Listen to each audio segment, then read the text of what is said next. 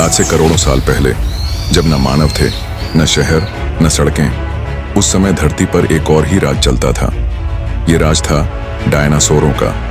विशालकाय शरीर, भयानक पंजे और गगनचुंबी दहाड़, पूरी धरती पर इनका ही साम्राज्य था। लेकिन फिर कुछ ऐसा हुआ जिसने इस पूरी प्रजाति को मिट्टी में मिला दिया।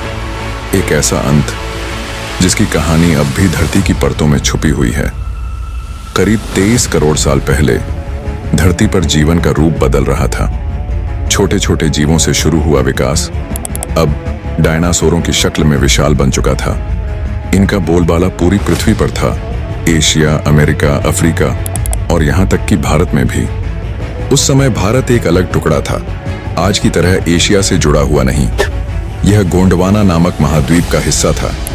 भारत के वर्तमान मध्य प्रदेश, गुजरात और महाराष्ट्र के क्षेत्रों में उस समय घने जंगल थे, ज्वालामुखी सक्रिय थे और डायनासोर वहां आजादी से घूमते थे।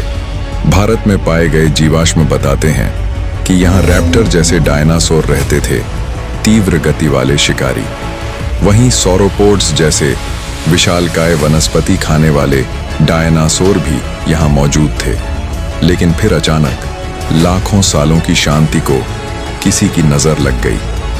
करीब 6-7 करोड़ साल पहले सब कुछ सामान्य चल रहा था, पर एक रात ब्रह्मांड से एक मौत का फरिश्ता धरती की ओर बढ़ा। एक विशाल उल्कापिंड लगभग 10 किलोमीटर चौड़ा धरती की ओर बढ़ता चला आया। उस रात मेक्सिको के युकातान प्रायद्वीप में एक विस्फोट हुआ। ऐसा विस्फोट जिसकी गूंज पूरी पृथ्वी ने सुनी, जैसे ब्रह्मा ने खुद सृष्टि को हिला दिया हो। इस टक्कर से जो ऊर्जा निकली वो लाखों परमाणु बमों से भी ज्यादा थी।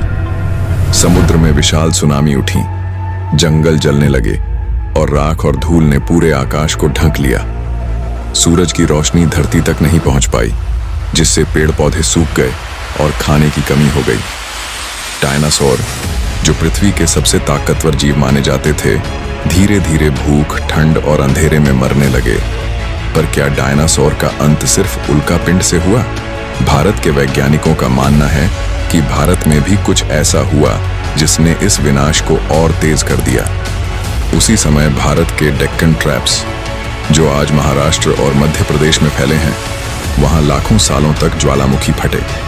ये ज्वालामुखी इतने भयानक थे कि उन्होंने लगातार जहरीली गैसें और लावा बाहर निकाला, जिससे वातावरण और ज्यादा विषैला हो गया।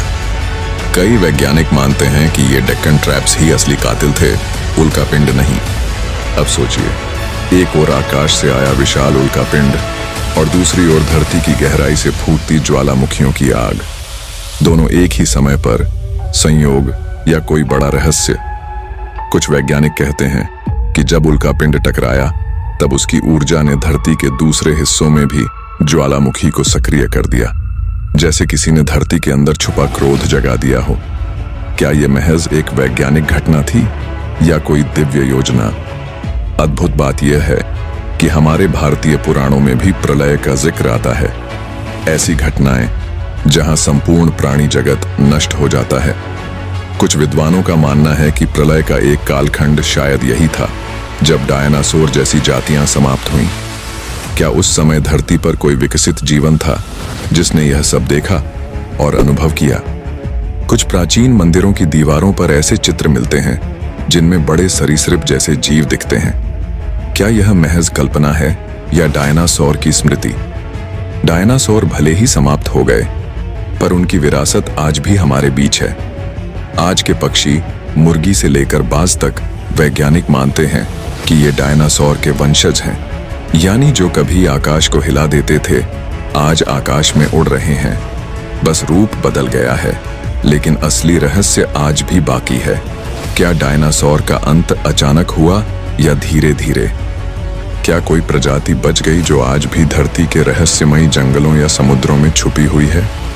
कई लोगों ने विशालकाय जीवों को देखे जाने का दावा किया है।